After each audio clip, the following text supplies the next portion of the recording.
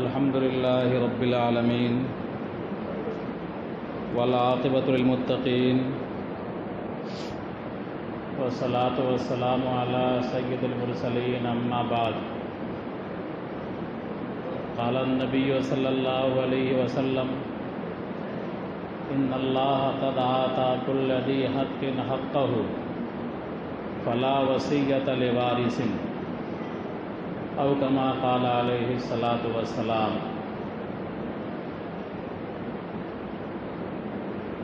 محترم بزرگوں، عزیز ساتھیوں،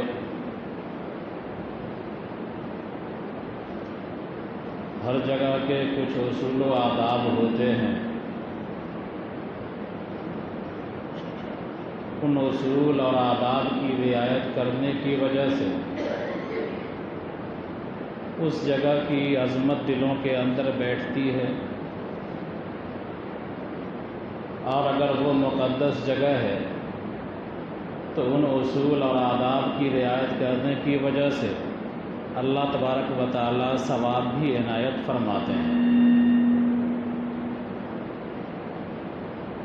ہم دیکھتے ہیں دنیا کے اندر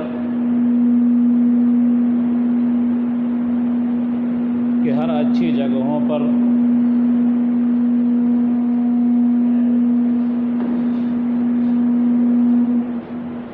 ہم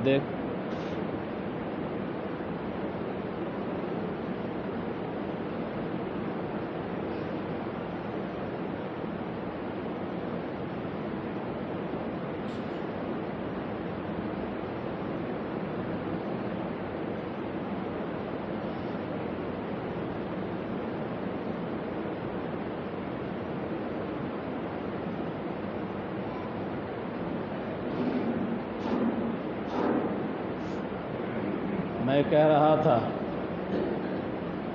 کہ ہر جگہ کے اصول اور آداب ہوتے ہیں۔ اگر وہ جگہ مقدس ہے اور ان اصول اور آداب کی رعایت کی جائے تو اللہ تبارک و تعالی ثواب عنایت فرماتے ہیں۔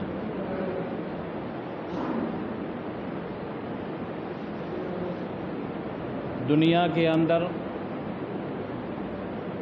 ہم کسی بڑے آفس میں، کسی بڑی جگہوں پر یا کسی بڑے آدمی کے یہاں جاتے ہیں،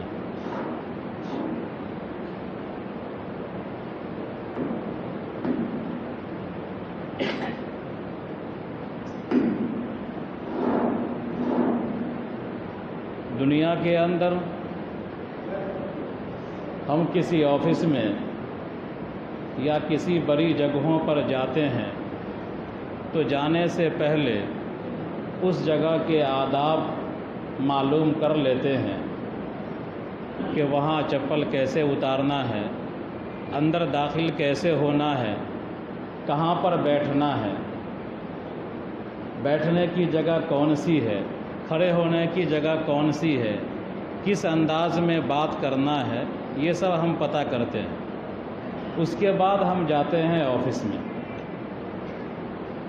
یہی حال ہے دینی جگہوں کا بھی کہ ہم کو اور آپ کو دینی مقامات کے اصول اور آداب معلوم کرنا چاہیے، اور ان اصول اور آداب کی رعایت کرتے ہوئے دینی مقامات میں جانا چاہیے اور بیٹھنا چاہیے، تو یہ ہمارا عمل ہمارے لیے ثواب کا ذریعہ بن جائے گا۔ مثال کے طور پر مسجد ہے، اللہ کا گھر ہے، اس گھر کے آداب ہیں، اس گھر کے اصول ہیں۔ جب آپ گھر سے نکلیے تو وضو کر کے نکلیے، اچھا کپڑا پہن کر کے نکلیے۔ جب آپ وضو کر کے نکلیں گے تو آپ کے ہر قدم پر اللہ تبارک و تعالی ثواب عنایت فرمائے گا، ہر قدم پر نیکیاں لکھی جائیں گی۔ مسجد کے اندر وضو کرنا یہ مجبوری ہے۔ مسجد کے اندر جو وضو خانے بنائے جاتے ہیں یہ ایک مجبوری کی چیز ہے، لیکن اصل یہ ہونا چاہیے کہ ہم کو اتنا استحضار ہو کہ جب مسجد میں جانے کا وقت ہو جائے تو اپنے گھر سے وضو کریں اور وضو کر کے مسجد پہنچیں تاکہ ہر قدم کا ثواب ہمارے کھاتے میں چلا جائے اور ملتا رہے۔ جب مسجد پہنچیں تو دعا پڑھ کر کے داخل ہوں، چپل کو مناسب جگہ پر رکھیں، جہاں تہاں نہ چھوڑیں۔ اگر آپ چپل کو مناسب جگہ پر نہیں رکھیں گے تو ہو سکتا ہے آپ کی نماز ہی چپل ہو جائے، دھیان آپ کا چپل ہی کی طرف لگا رہے۔ اور ہماری کمزوری یہ ہے قوم مسلم کی کہ مذہبی مقامات سے چپل کی چوریاں بہت ہوتی ہیں، یہ ہماری قوم کی بے حسی ہے۔ اور دیگر جگہوں کے مذہبی مقامات جو ہوتے ہیں وہاں عموماً چپل چوری نہیں ہوتی ہے، بلکہ بعض جگہ تو وہ لوگ ایسا نظم کرتے ہیں کہ آپ جائیے چپل چھوڑ دیجئے، وہ آدمی وہاں کا اسٹاف چپل لے لے گا اور لینے کے بعد پالش کرے گا، پالش کرنے کے بعد پنی میں پیک کر دے گا، اور پھر جب آپ لوٹیں گے گھوم گھام کر کے تو وہ آپ کی پنی آپ کے حوالے کر دے گا۔ لیکن ہمارے یہاں اچھی چپل پہن کر آئیے اور گیٹ پر چھوڑ دیجئے تو پتہ نہیں آپ کو دوبارہ وہ چپل نصیب ہو یا نہ ہو۔ یہ ہمارے قوم کی بے حسی ہے۔ بہرحال چپل کو مناسب جگہ پر رکھنا چاہیے۔ اس کے بعد مسجد میں داخل ہوں، مناسب جگہ دیکھیں، جہاں خالی جگہ ہے وہاں اس جگہ پر آئے، ایسا نہیں کہ جہاں تہاں جہاں چاہیں بیٹھ جائیں۔ یہ اللہ کے گھر میں آپ آئے ہیں، بار بار آواز لگائی جاتی ہے۔ میں یہ بات اس لیے کہہ رہا ہوں، کبھی کچھ دیر پہلے مؤذن صاحب نے آواز دی ہے، میرا ارادہ ہے اس پر بولنے کا نہیں۔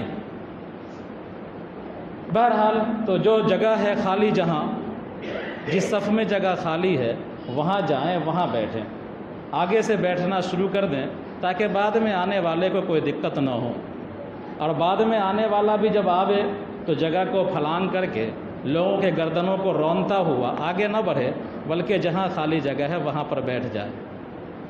2 رکعت تحیۃ المسجد پڑھ لیجئے۔ تحیۃ المسجد نہیں پڑھ سکتے تو جو نماز ہے اس سے پہلے سنت ہے وہ سنت پڑھ لیجئے، تو آپ کو سنت کا بھی ثواب مل جائے گا، تحیۃ المسجد کا بھی ثواب مل جائے گا۔ بہرحال یہ اصول اور آداب کی رعایت کرتے ہوئے اگر آپ مسجد کے اندر آئیں گے تو اللہ تبارک و تعالیٰ آپ کے اس بیٹھنے کو قبول کرے گا۔ ان اصول اور آداب کی رعایت کرنے کی وجہ سے اللہ آپ کو ثواب عطا فرمائے گا۔ امید ہے کہ انشاءاللہ آئندہ رعایت کریں گے اور آگے بڑھ کر کے بیٹھیں گے۔ ابھی بھی جہاں خالی ہو جگہ آگے کھسک کر کے بیٹھ جائیے، اگر بات اچھی لگ رہی ہے تو آگے بڑھ جائیے اور کھسک کر کے بیٹھ جائیے، جو خلا ہے اس کو پر کر لیجیے۔ میں نے ایک حدیث کا ٹکڑا پڑھا ہے کہ ان اللہ آتا کل ذی حق حقہ فلا وصیۃ لوارث۔ بات چل رہی تھی گزشتہ ہفتے وصیت کے تعلق سے، وصیت کی تعریف بیان کی گئی کہ وصیت کہتے ہیں کس کو۔ وصیت کے اقسام تک ہم لوگ پہنچے تھے، 2-3 قسمیں بیان کی گئی تھیں، اور بتایا گیا تھا کہ وصیت کی ایک قسم واجب ہے، اگر آپ کے ذمہ دین ہے، اللہ کا دین ہے، یا آپ کے ذمہ خلق خدا کا دین ہے، مخلوق کا دین ہے، تو اس کی وصیت کرنا واجب ہے۔ اگر کسی کا قرضہ لیے ہوئے ہیں تو وصیت کر جائیے، اگر آپ کے ذمے روزے ہیں وصیت کر جائیے فدیہ دینے کے لیے، آپ کے ذمے حج ہے تو وصیت کر جائیے اپنی آل و اولاد کو کہ میرے ترکے میں سے حج ادا حج کرا دیا جائے، حج بدل کرا دیا جائے۔ بہرحال بعض بزرگوں کا یہ معمول تھا۔ دارالعلوم دیوبند کے محتمم حضرت مولانا مرغوب الرحمان صاحب رحمۃ اللہ علیہ کے بیٹے کا انتقال ہوا، اور بیٹا بڑا شریف تھا، سم و صلات کا پابند تھا۔ نماز جنازہ پڑھانے کے لیے گئے حضرت، تو حضرت نے کہا کہ میں جنازہ اس وقت تک نہیں پڑھاؤں گا جب تک تقریباً 2 لاکھ کی رقم اس کی طرف سے فدیے کے طور پر تقسیم نہ کر دی جائے غریبوں کو۔ ممکن ہے کہ اس کے ذمے چھوٹی ہوئی نمازیں ہوں، ممکن ہے کہ اس کے ذمے چھوٹا ہوا روزہ ہو، بلوغیت کے بعد چھوٹ گیا ہو روزہ، بلوغیت کے بعد نمازیں چھوٹی ہوں، تو جب تک اپنے ورثاء سے کہا جب تک تم فدیہ ادا نہیں کرو گے، اپنے دوسرے بال بچوں سے کہا تب تک میں آگے نہیں بڑھوں گا۔ چنانچہ آنن فانن 2 لاکھ روپے تقریباً تقسیم کیے گئے، پھر حضرت نے اپنے اولاد کے جنازے کی نماز پڑھائی، مولانا مرغوب الرحمان صاحب رحمۃ اللہ علیہ۔ بجنور کے رہنے والے تھے، دارالعلوم کے محتمم تھے۔ تو بہرحال تو کہنا یہ ہے کہ اگر آپ کے ذمے اللہ کا دین ہے، چاہے وہ فدیے کی شکل میں ہو، روزے کی شکل میں، روزے آپ نے چھوڑ رکھے ہیں، فدیہ ہے آپ پر، یا آپ کے ذمے حج ہے، آپ نے نہیں کیا، حج واجب تھا، آپ انتقال کرنے لگے، تو وصیت کرنا واجب ہے۔ تو اللہ کا دین ہو تب بھی، خلق خدا کا دین ہو تب بھی وصیت کرنا واجب ہے، یہ بتلایا تھا۔ وصیت کرنا مستحب بھی ہو جاتا ہے، ہر آدمی کو کچھ نہ کچھ صدقہ جاریہ کے طور پر کر دینا چاہیے اپنے مال میں سے، اس لیے کہ زندگی اللہ کی دی ہوئی تھی، جسم اللہ کا دیا ہوا تھا، مال بھی اللہ کا دیا ہوا تھا، تو اپنے مال میں سے کچھ اگر صدقہ جاریہ کے طور پر دے دیتا ہے غریبوں کو، فقیروں کو، مسکینوں کے لیے، مسجدوں کے لیے، مدرسوں کے لیے، خانقاہوں کے لیے، عبادت کی جگہوں کے لیے، ملی کاموں کے لیے، تو یہ صدقہ جاریہ اس کے لیے ذخیرہ آخرت بن جائے گا اور ثواب ملتا رہے گا۔ تو ایسی چیز کی وصیت کرنا مستحب ہے۔ اور ایک وصیت واجب کی طرح ہے، آپ کے جو رشتہ دار ہیں ورثہ، ان میں سے اگر کوئی محروم ہو رہا ہے، جیسے کہ پوتا پوتی ہے، اللہ نے آپ کو مال دے رکھا ہے، تو آپ کے ذمہ ہے کہ وصیت کر جائیے پوتا پوتی کے لیے، تاکہ آپ کے مرنے کے بعد پوتا پوتی بھی آپ کے مال کا حقدار ہو جائے اور وہ محروم نہ رہے۔ ایسی وصیت کو فقہا نے مثل واجب لکھا ہے، واجب تو نہیں ہے لیکن مثل واجب ہے، یعنی انتہائی تاکید کی چیز ہے، کرنا چاہیے۔ اگر ایسا کرتے ہیں تو پوتا پوتی ہمارا محروم بھی نہیں رہے گا اور دوسروں کو اعتراض کرنے کا موقع بھی نہیں ملے گا۔ چوتھی صورت ہے وصیت کی کہ جو وصیت مکروہ کہلاتی ہے، یعنی آدمی کے لیے جو وصیت کرنے کا حکم ہے تہائی مال میں، اور تہائی مال سے زائد کی اگر کوئی وصیت کرتا ہے تو یہ وصیت مکروہ ہے۔ یعنی اگر اللہ تبارک و تعالیٰ نے آپ کو 9 لاکھ روپیہ دیا ہے تو 3 لاکھ روپے کے اندر ہی وصیت کر سکتے ہیں، 6 لاکھ روپیہ آپ کا آٹومیٹک ورثہ میں تقسیم ہو جائے گا مرنے کے بعد، 3 لاکھ سے زائد میں آپ وصیت نہیں کر سکتے۔ اگر آپ نے کر دیا تو آپ کی وصیت 3 لاکھ سے زائد میں نافذ نہیں ہوگی۔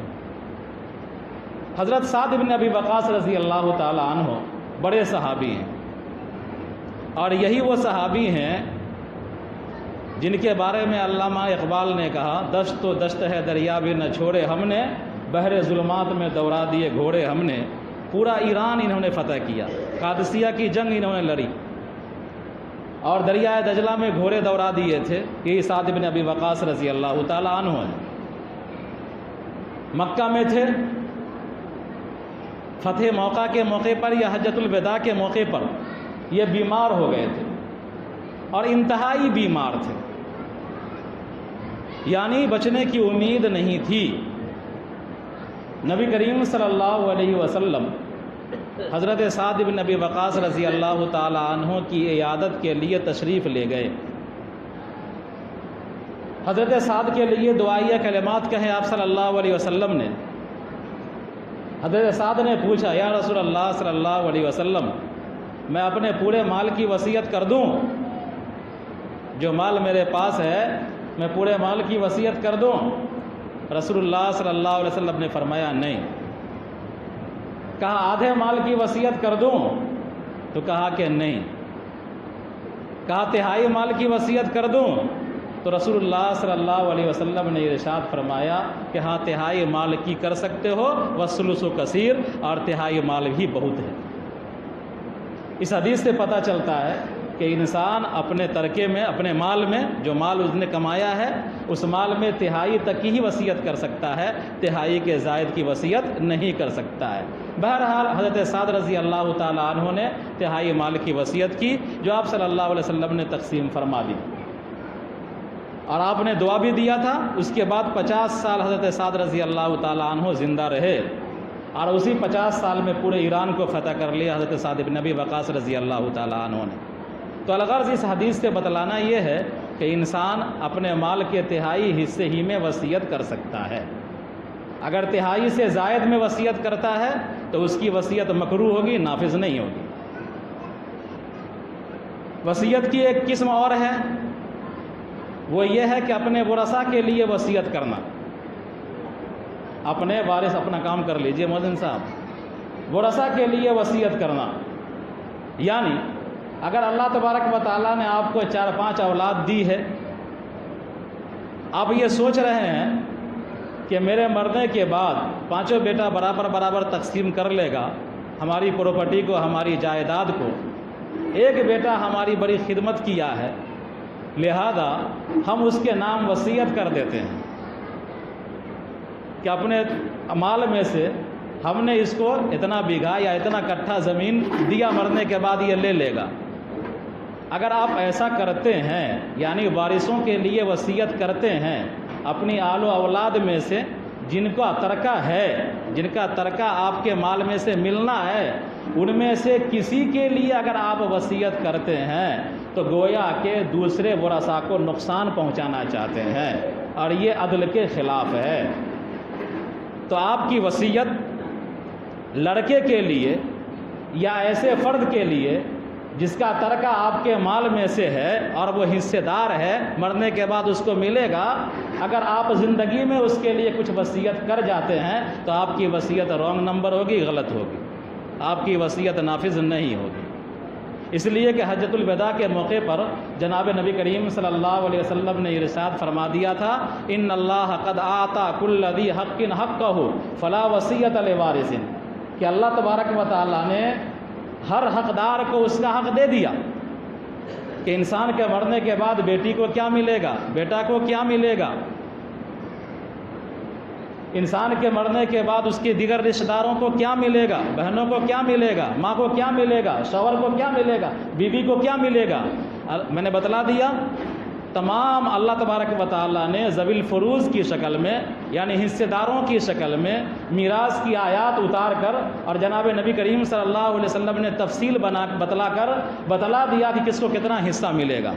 تو اسی کی طرف اشارہ کرتے ہوئے نبی کریم صلی اللہ علیہ وسلم نے ارشاد فرمایا، ان اللہ قد آتا کل ذی حق حقہ، کہ اللہ تبارک و تعالیٰ نے ہر حقدار کو اس کا حق دے دیا ہے. فلا وصیۃ لوارث، لہذا کسی وارث کے لیے وصیت جائز نہیں ہے. لہذا کوئی آدمی اپنے ان رشتہ داروں کے لیے وصیت کرتا ہے جس کا حصہ اس کے مال میں ہے ترکے کی شکل میں، تو اس کی وصیت نافذ بھی نہیں ہوگی اور ایسا وصیت کرنے والا گنہگار بھی ہو سکتا ہے. ہوتا ہے عام طور پر کبھی ایسا کرتے ہیں ہم لوگ کہ ہماری 2 شادیاں ہیں، 3 شادیاں ہیں، بعد والی سے جو آل و اولاد ہے اس سے بڑا پیار ہے اور پہلے والی سے جو آل و اولاد ہوئی ہے اس کو کوئی گنتی ہی میں نہیں ہے، وہ جانوروں سے ہی بدتر کی زندگی گزار رہا ہے. ایسا ہوتا ہے. بادشاہوں کے یہاں بہت ہوتا تھا، بادشاہ تو بہت شادیاں کرتے تھے تو ان کے یہاں عام طور پر یہ سب چلتا تھا.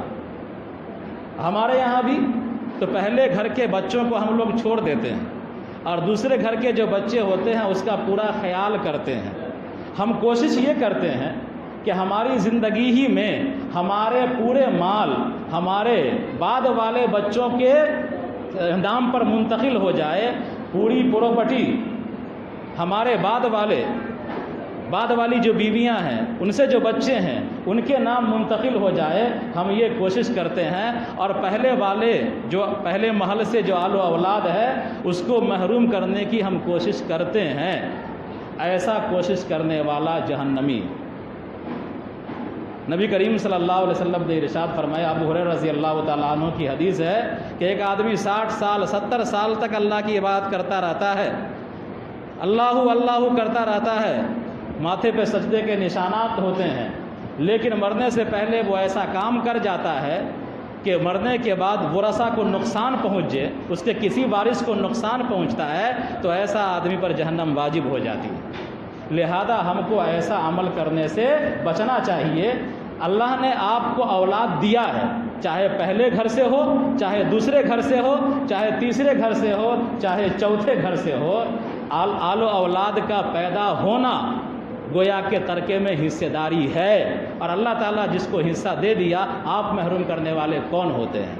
اگر آپ نے ایسا کیا کہ بعد والے محل سے جو اولاد ہے اس سے محبت زیادہ ہے اور پہلے والے سے محبت نہیں ہے، اس بنیاد پر آپ نے ایسی حرکتیں کی جس حرکت کی وجہ سے آپ کے مرنے کے بعد پہلے گھر کے بال بچے آپ کے میراث سے محروم ہو جاتے ہیں، تو 60 سال کی عبادت 70 سال کی عبادت آپ کو کام آنے والی نہیں ہے۔ کان کھول کر سن لیجئے۔ اللہ تعالی ہم سب کو عمل کی توفیق عطا فرمائے۔ ربنا تقبل منا انک انت السمیع العلیم